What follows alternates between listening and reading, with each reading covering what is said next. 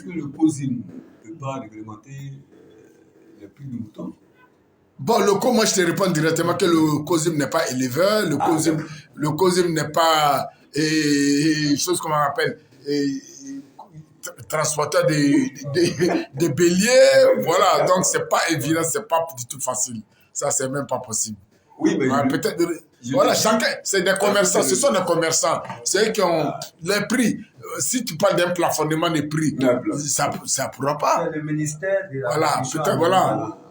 Mais peut plafonner, mais ne peut pas imposer, ça c'est clair. Parce que je sais, c'est moi je suis allé prendre mes moutons, et dans tel village, dans tel pays, dans tel coin, je sais à combien je suis allé prendre, et je sais combien j'ai dépensé sur la route. Peut-être l'État intervient par rapport sur la route, n'est-ce pas, pendant le parcours, et puis les uns les autres essaient de diminuer, quoi.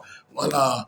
Et on va dire quoi, les taxes sur la route diminuent ou bien ils sont levés. Bon, est-ce que même quand bien même cela, les moutons sont très chers, excessivement chers. Moi, je voulais intervenir par rapport à la parole de Dieu. Il y a quelques années, le ministère avait dit qu'ils allaient aider les jeunes à produire le mouton. Là, comme ça pouvait être un peu moins cher sur le marché. Bon, malheureusement, on ne sait pas si c'est nous, les jeunes du Nord, qui n'avons pas le courage, ou bien si c'est les subventions, ou bien les aides de l'État qui ne sont pas arrivées. En tout cas, je me pose des questions. Voilà, parce que, voilà, ils devaient nous encourager.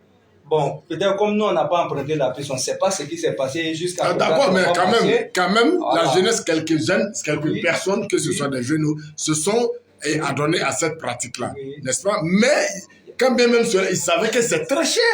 Les prix sont élevés, c'est cher. Voilà, on va se dire la vérité.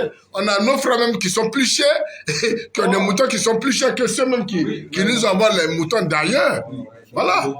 Il y a beaucoup aussi qui ont tapé pour tout. Hein. Voilà, il y a beaucoup qui se sont mis là-dedans, mais ça n'est pas allé devant par manque de moyens, toujours. Faute de moyens, ils n'ont pas pu percer dans le domaine, Inch'Allah. Donc voilà, en tout cas, parce qu'on n'a pas été habitué, c'est pas facile. On n'a pas été éduqués à cela. Et puis voilà, nous sommes des gens friands d'argent, tout ça, c'est pas évident. C'est ça. On va prier Dieu pour qu'on soit. Comme la Côte d'Ivoire, notre pays n'est pas un pays d'éleveurs, ça aussi, ça pose problème. C'est ça, bien sûr. Parce que les moutons aujourd'hui, c'est 100 000, 200 000. Dans d'autres pays tels que le Niger, le Mali, le Burkina, surtout. Voilà. Ne citer que c'est. Ainsi, on essayait peut-être de bien gérer ça, et puis bon, produire beaucoup de bétail. C'est bien, si on va prier Dieu pour ces pays-là aussi, parce qu'il y a le problème djihadiste qui surgit ici, ces pays-là, qui aujourd'hui aussi fait que, voilà, il y a du mal à transporter le mouton vers la Côte d'Ivoire. Ok, il y a du mal à transporter le mouton, voilà. Les moutons sont excessivement chers, 200 000, 300 000, plus même, voilà, 500 000, et quand on a 100 000, même pratiquement, c'est un petit mouton. Donc vraiment, ce n'est pas évident. Il faut qu'on s'élève, il faut qu'on nous aide, il faut que les uns et les autres se penchent là-dessus pour que véritablement ça change, quoi. Les prix doivent être vraiment accessibles. Il faut avoir pitié. Les éleveurs doivent avoir pitié de nous, si on doit avoir pitié, bon, ce n'est pas évident, c'est un geste. C'est un geste symbolique, c'est spirituel. Quand nous aide, donc on va dire comme ça, n'est-ce pas, Gabriel, et coupé. Voilà, quand nous aide, que Dieu nous protège.